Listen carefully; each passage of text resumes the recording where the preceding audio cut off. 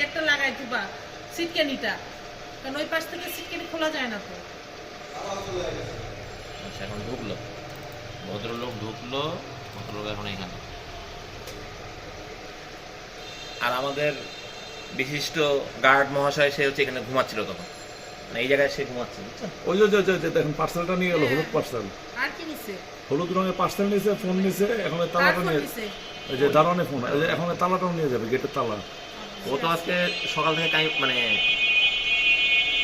চিৎকার চেঁচামেচি করতেছে। না না এই যে রাতের বেলা যে গার্ড ছিল আর কি, মহসিন বেয়াদবটা, বেয়াদবটা নিছে। ওটা নিয়ে নিছে এবং ওরে ডিজার্ভ করে। আমিও ওর মালিক আসুক না, আমি ওকে বলবো তো এই জিনিসটা।